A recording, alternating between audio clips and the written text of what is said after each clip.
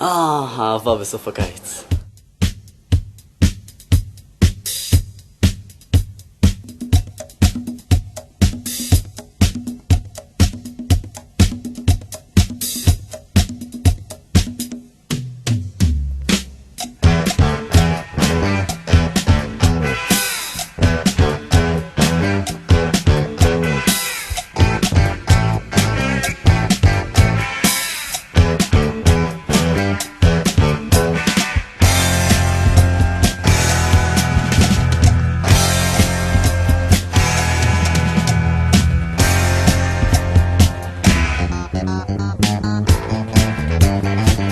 זה היה בסוף הקיץ, האוויר היה חמים, הוא רכב על אופניים, לה היה מבט תמים, הן הביטו בעיניים, וידעו זאת אהבה,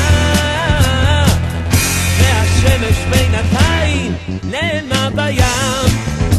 בים הוא הזמין אותה לגלידה, היא ביקשה קפה הפוך, הוא לקח אותה הצידה בחיוך, חיוך, וחולצת ריקו הצידה עם הג'ינסים הכחולים, את ריסיה היא הרעידה בלי מילים, מילים.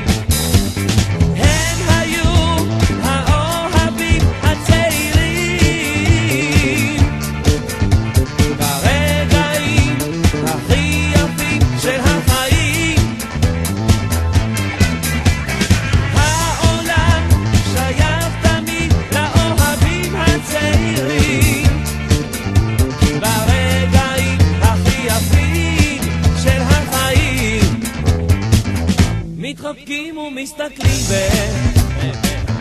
בחלונות הראווה, ורואים מול העיניים אהבה, אהה.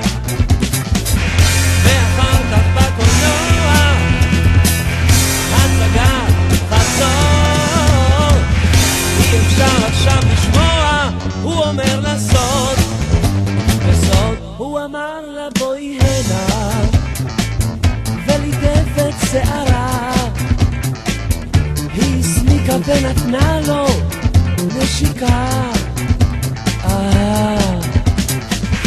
כך התחיל בסוף הקיץ עוד סיפור של אהבה, והשמש בינתיים התגלתה בהר. הם היו האוהבים הצעירים